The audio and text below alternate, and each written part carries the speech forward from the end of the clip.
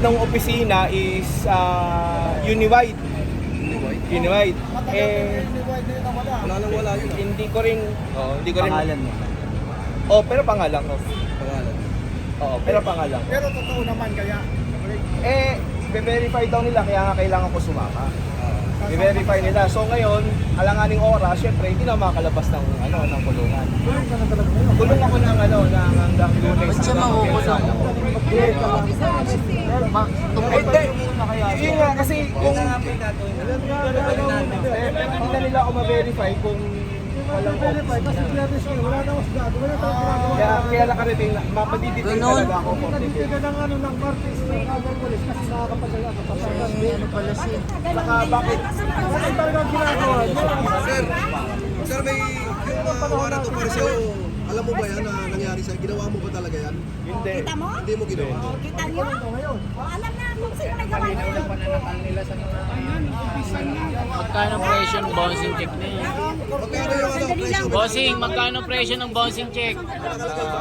Wala ring nakasulat na magkano ang pumutok, pero ang piyansa is 2,000 pesos. 2,000 pesos. Hindi ka Yun ang piyansa. makakapagpiyansa ngayon kasi biyernes na. Lunes na. Hindi, wala nang sarado na yung office.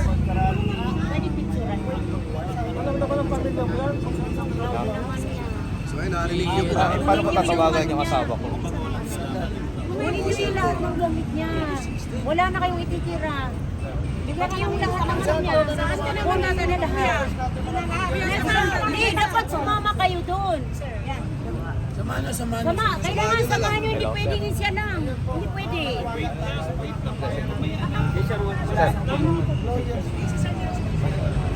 Hindi kami magkarinigan eh. Sir. Kuhanin mo yung mga ano mo, lahat yan, kuhanin mo. Iwan ko nga. Unfair naman. Sobrang unfair.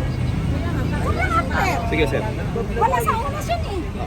Wala sa ayaw. Iniwan ko na yung cellphone ko. Wala naman pwede mo lang kang ititira dyan. Wali-wali.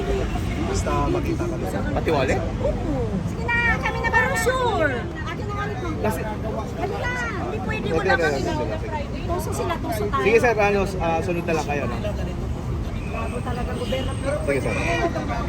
Grabe, this is ano talaga, napaka... Ang wala ka sa akin, lahat ng gamit mo ibigay mo sa kanya.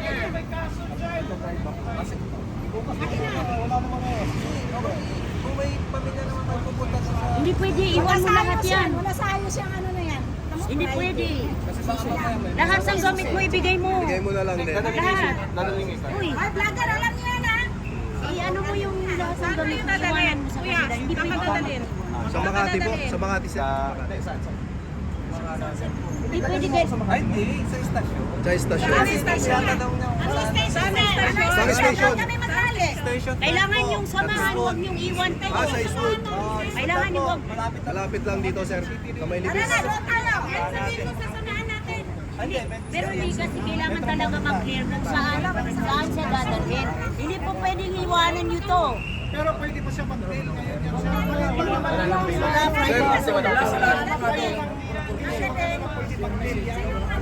Okay na. Lahat ang mga ibang gamit mo, iwanan mo dyan. Oo, pinasok. Don't check. Tapos wala naman, don't check. Ay, ito nga, Bouncing check kaso hindi niya alam na wala daw siyang alam doon. Bouncing check.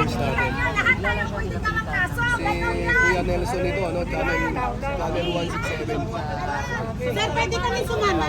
Hindi pwede kayo magpaalam. Sasama talaga kayo. Hindi pwede. Hindi pwede. Magpapaalam pa kayo. Sasama sa kahit saan. Ano po? Sasama kami. Ang tawag yan, taging-tawag. Lahat, sama. Tara na lahat tayo. Sasama tayo. Trabaho lang yan, tama. Trabaho lang yan kay sir. Ayan niyo si sir, trabaho lang yan.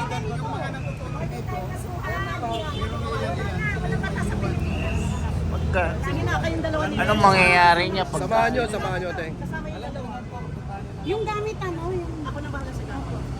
Station 12 ha, dito sa... Kailangan mag-iwan ka na ano mga ibang gamit. Dito lang kayo ha. May piyansa naman siya, 2 magsasama ng vlogger? Sana ka sa amin. Alam mo, ako, Sasakyan ba tayo tayo?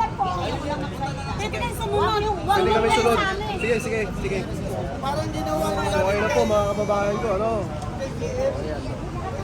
Yan, isang vlogger po dito na ay dinampot at may kaso na bouncing check. Hindi kasi natin ma-distinguish kung ano pong klaseng case po yan mga kababayan.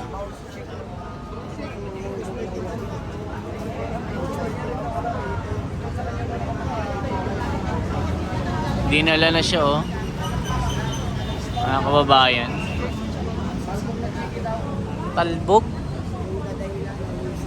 Talbog lang ginano na.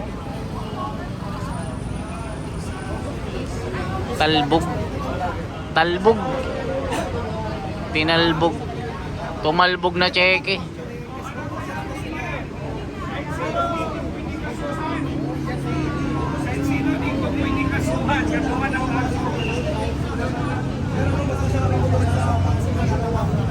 Katakot naman mga kababayan.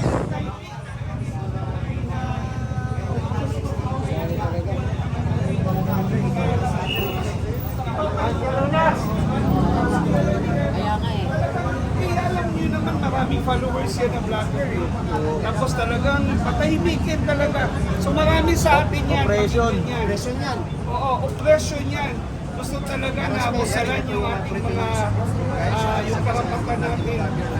Ingat-ingat tayo kasi tayo talaga baka babalikan tayo niyan. Sir, may mga nagko-komento sa akin na meron daw memo na pakauliin yung mga vloggers na pupunta sa batasan. Ano masasabi mo ron, sir? Ay kung gano'n naman, kung may memo na ipakita nila, hindi tayo dapat matakot. May karapatan tayo. We're protected by the Philippine Constitution with our freedom of expression and the freedom of speech. Walang sino man sa atin dito na dapat busalan.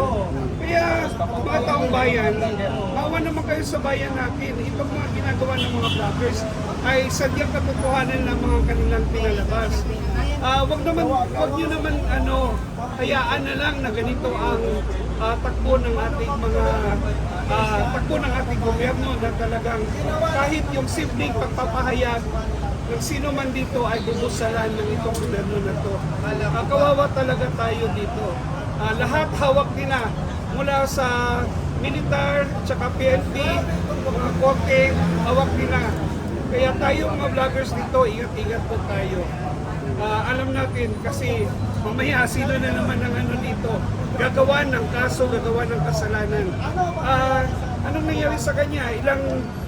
Matagal na yun? August ba yun? Ano ba? August 16 daw. Tapos dito pa talaga para may magiging impact dito sa mga nagsusuporta na ayaw natin yung gobyernong tiwali.